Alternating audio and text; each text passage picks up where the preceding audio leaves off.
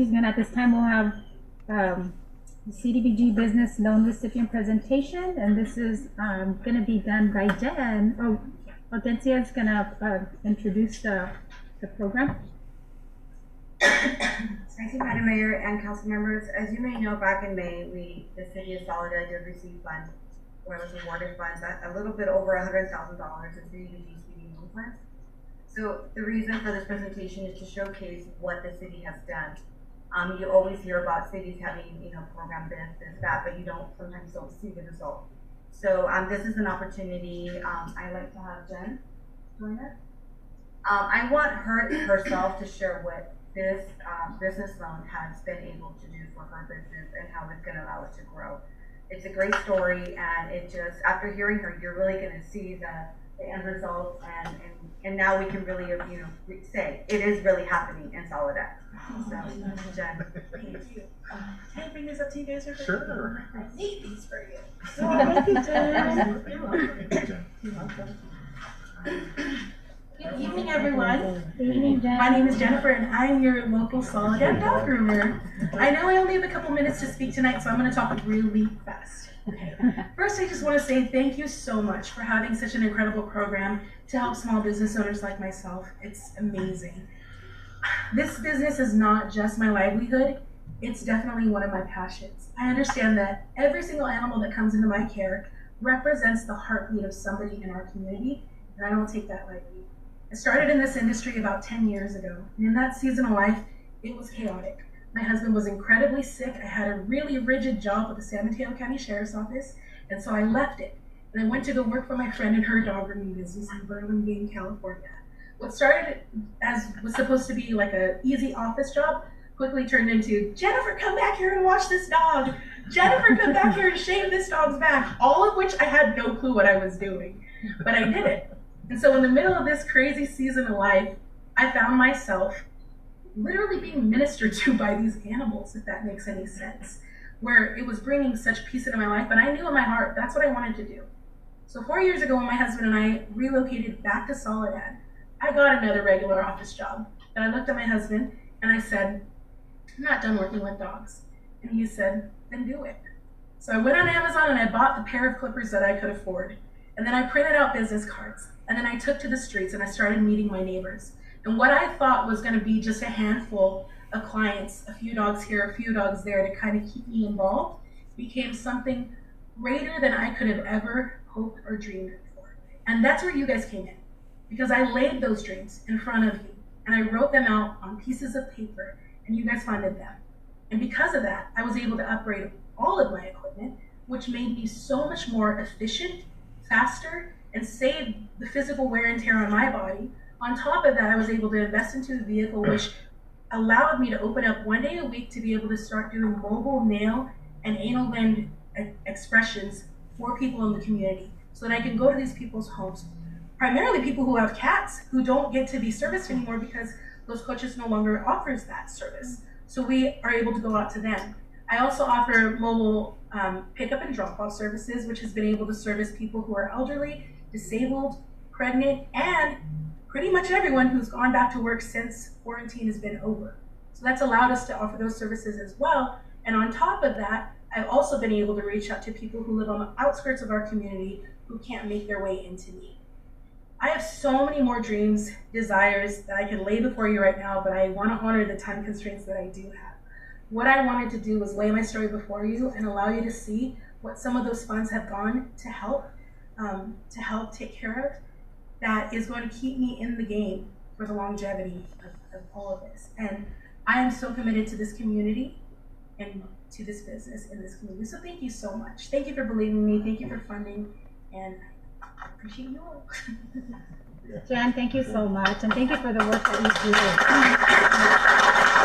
I want to say, Jen is our, she's our groomer for our baby, and Bandit, and she loves Jen. And every time she goes to Jen, she comes back, and Jen's always so just very gentle and also very thoughtful. You know, Bandit comes back with a little bow, or she comes back with a little handkerchief and makes her look really beautiful. And I know she loves every time she goes with you, Jen. So thank you for that. Thank you for sharing your story. I think it's important that we as a council hear some of those testimonials, especially about the businesses that have been supported through these funds. And we obviously understood the need and the reason why those, we have that funding.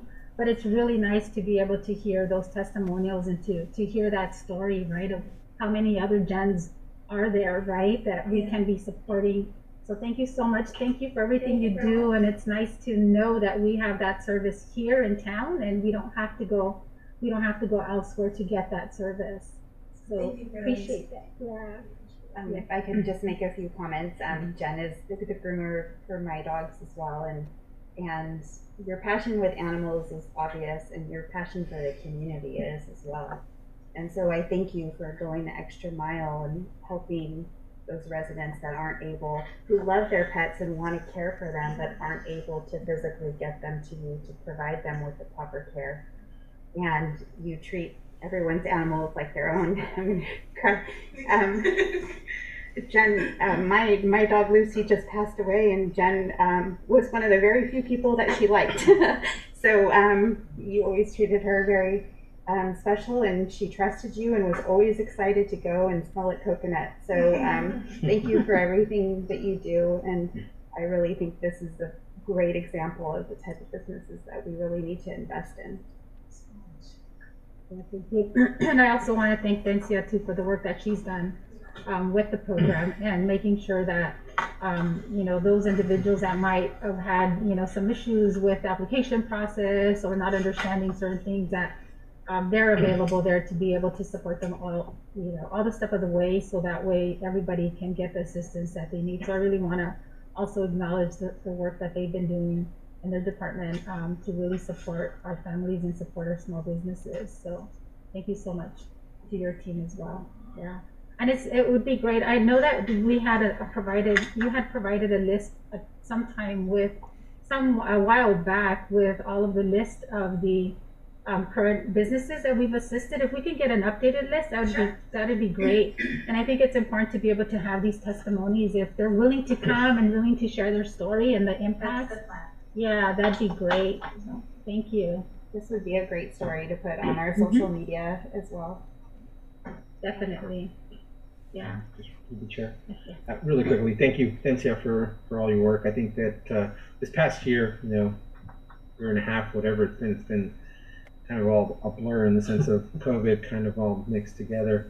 But all of the work that's done for our downtown businesses, our some of our other brick and mortar businesses that we have in other parts of our city, and then our small businesses that have been up and coming, such as Jen's, who she's a wonderful person.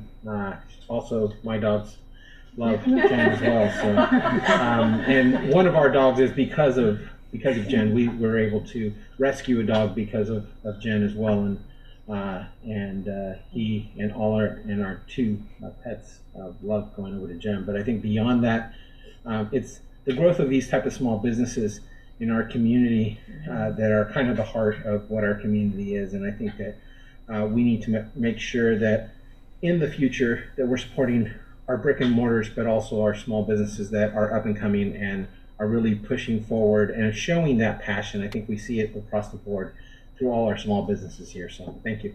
Yeah, thank you so much. Any other comments from the council? No. Well, thank you. I'd like to say something. Unfortunately, I don't have dogs, so I can't say my dogs have been to your place. But I can say that this is such a unique way to provide a service in the community that we often forget about. We often care about our elderly, our kids, our homes, you name it, but it's never our pets. So it's very nice to see that there's such a great company, small business in our community that represents this particular group that is most of the time is forgotten. So thank you for that. It should be a great volunteer. Oh my God, no! No. Yeah. Oh my God, I got nervous just thinking about that. I'm pretty No. sure she said, fortunately, she doesn't have a job. Yeah. That's what she said. Yeah. Thank you, Council, for all of those comments, because I think it is critical, and we just heard yesterday during our roundtable discussion with Senator Caballero that there's a lot more support for micro businesses. There's a lot more support coming from the state and the federal as well. So being able to make sure that the city is capitalizing on, our CDBG, but also some of the state funding that's coming through the micro business portion of the governor's budget, that we really understand that and make sure that we access that, because we have the need here to be able to support your business and other businesses that have come to fruition because of the pandemic.